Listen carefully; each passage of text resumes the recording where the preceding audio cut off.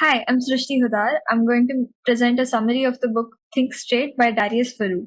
The author in this book doubts the productivity of a preoccupied mind. He explains how our thoughts tend to work against us instead of for us.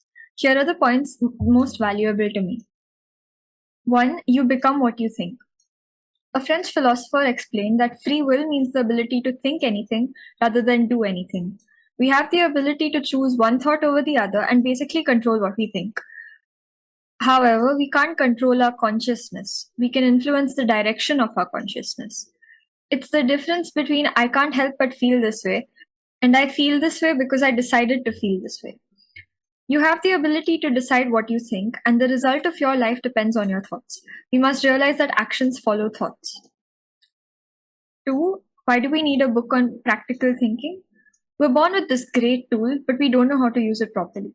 The mind is so complex that we tend to assume that it knows better and that all our decisions are logical. This isn't true. Unfortunately, the decisions we make have more to do with our desires. This makes us impractical thinkers. This book was written to help explain how to change the way you think. 3. Clear thinking requires training. Just like we go to the gym to train our body and keep fit, we train in any other field in which we want to get better.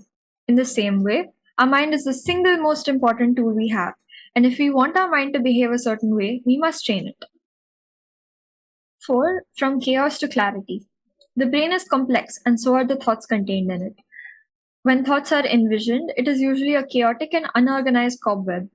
There are irrational, useless, and dramatic ideas, and when we look back at incidents in our life, we realize that we may have reacted a bit too dramatically.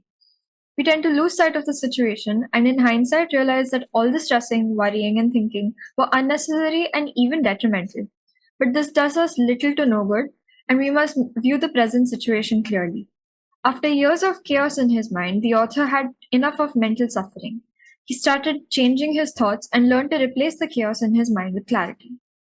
5. A very brief history of thinking. Thoughts are important, but not all thoughts are equal. The human brain is a machine to solve problems, but over time it became the source of all our problems. The best way to realize this is to write down your thoughts every 2 hours. At the end of the day, review the thoughts and categorize them into useless or useful. You will find that most of these thoughts have no effect and are unnecessary.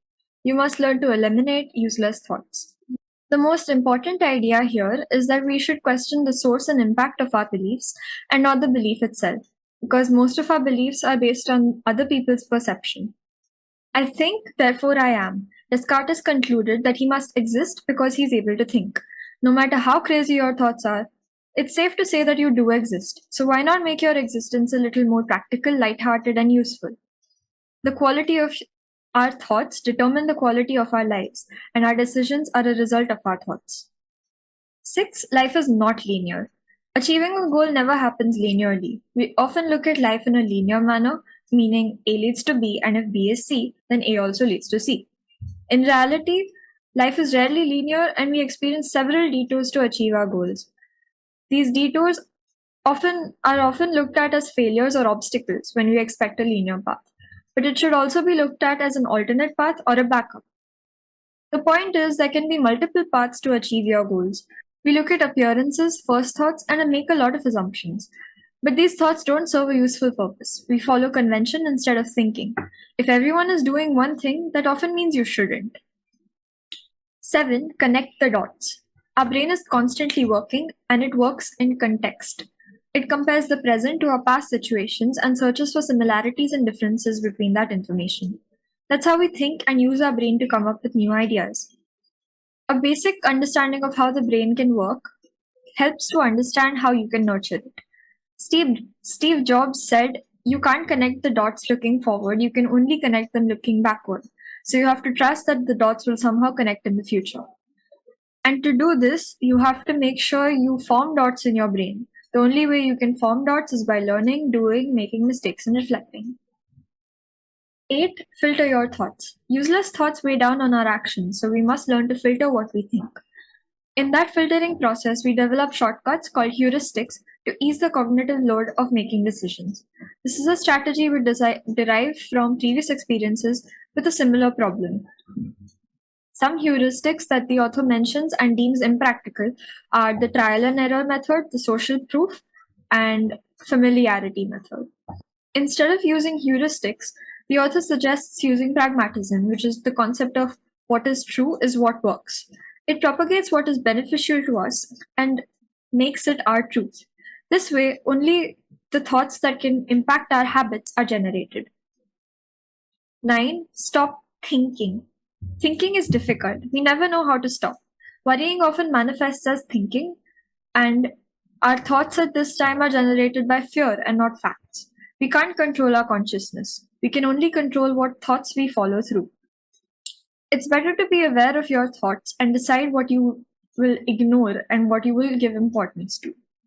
10. Inside your control versus outside your control. This is one of the topics I'm personally trying to implement. Only think about the things you can control. That automatically eliminates about 99% of your thoughts because there's very little you can control in life. Things that you can control are like your desires, your actions, words, and intentions. Fantasizing about the future is also useless, according to the author. Two main types of useful thoughts are thinking about how you can solve problems and understanding knowledge. Commit to stop thinking about useless things. Start taking control of your mind. 11. Don't trust your mind. As we saw earlier in the book, we look back at our past actions and notice that they might have been dramatic and unnecessary. This proves that we can't always trust our mind to make the right judgments. The way you view the world is completely subjective because we all have cognitive biases. A cognitive bias is a systematic thinking error that impacts judgments and therefore our decisions. The attention bias suggests that life is an outcome of our thoughts, so negative thoughts inversely affect us. The confirmation bias is our tendency to follow our preconceptions, and we want to prove that we are right in the present situation while finding clues from the past situations. This bias is also a result of our beliefs and not facts. This point keeps coming up. Avoid making decisions based on beliefs, obvious logic, and even science. We need to gather all the information and facts that have credible source. 12. True versus untrue. We've been talking about looking at facts, but facts are also not the truth. Confusing, right? There are no facts, only interpretations. Opinions are subjective. We learned that according to pragmatism, the truth is what works. So what is true for me might not be true for you. It is also pointless to convince you to believe my truth. If someone else's prejudices are introduced to our mind, we lose out on mastering our thoughts. 13. Take your time to think. Thinking things through takes time. Every quick answer is impulsive and usually senseless. They aren't based on facts. You can't be expected to know everything, and it's okay to say I don't know initially. It gives us more time to generate a logical answer. 14. Release your mind. Training your mind happens in stages, and before you can move on to the next phase of your learning development, you have to get through a wall. At the beginning of a new stage, things are easy to learn because everything is new. But the closer you get to the end of a stage, things get more difficult. All you need to remember is that when you reach a wall, you're closer to the next stage of development. So instead of giving up, be happy. Take a break, rejuvenate, and let the mind recover. Friends, alone time, music, movies, these things usually help with getting back where you left off. 15. Draw your thoughts. Everyone knows that drawing was the means of communication way before text. I love doing this with notes for school or if I need to remember something. This way you can visualize any idea and make it clearer to yourself or whoever you want to share the idea to. We don't have to become great at drawing. Drawing frees your mind from the constant verbalization.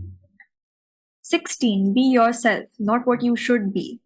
Since we all have our own truths, we have to differentiate between the truths that are ours and those that are not. Realizing what we want instead of what other people want from us helps to gain clarity in our own thoughts and perceptions. Eventually, we will be able to act on our truths more accurately. 17. Take time to reflect. We live busy lives, and sometimes there's no time for thinking. When thinking is not a priority, make it one. 18. Don't try to think your way out of everything. When you think too hard, you often come up with bad ideas. It's good to let your attention wander and stop thinking. You have the ability to decide when you want to let go of your thoughts. You'll find that the moments you're not thinking are just as important as the times you are actively thinking. 19. Be unconventional. Conventional thinking gives you conventional results. The most conventional method for decision making is to create a pros and cons list. Instead of binary thinking, start thinking more abundantly. It's not this or that in life. You can have this and that. When you stop doing things the way they're done, you will start doing things how you get it done. 20. Don't ask why. There's no point in asking why when you deal with obstacles, challenges, or mistakes. 21. Think about the details even more. Details are probably the most important thing in business, work, sports, art, and life in general. We're often impatient and think that getting the job done is all that matters. Sometimes things seem easy from the outside till you start doing them. Thinking about details is nothing more than doing your job. Never underestimate or overlook details if you want to do a job right. 22. Take thinking out of the equation. Improve the quality of your thoughts so you improve the quality of your actions. And always have an imbalance. Action should be greater than thinking. The best way to make sure you act more is to rely on habits. When you combine a few rules, you have a system, and a system helps you to take the thinking part out of the equation. And even if it works, a system is never perfect. 23. Never look back. The author mentions that he hardly looks back at the past. Most people are stuck in the past. When we hold on to a lot of things from the past, they form an obstacle to living in the present, and the only useful purpose for looking back is to learn. So, yes, look back, but don't stare for too long. Life happens now. 24. Spend your time well. Time is limited, so use your thoughts well. Coming towards the end of this book, 25. Inner calm. No matter what you experience in life and no matter what happens to you, your mind should stay calm under all circumstances. Mastery of the mind means that we control our mind. Remember, you can only achieve that through daily practice. Sit down, be alone with your thoughts, observe them, and then ignore them. 26. Think beyond yourself. This is so important. Many of the ideas shared in this book come from the philosophy of pragmatism. It means that one must look at the practical value of ideas. Practically speaking, there's no purpose to doing something that outlasts you. You won't be there to see it anyways. But that's not the point. If we live our lives every day with the idea in mind that we should strive for doing or creating useful things that matter to others, we end up spending our time on the things that actually make a difference. When you do that, life automatically has meaning to everyone. Thank you.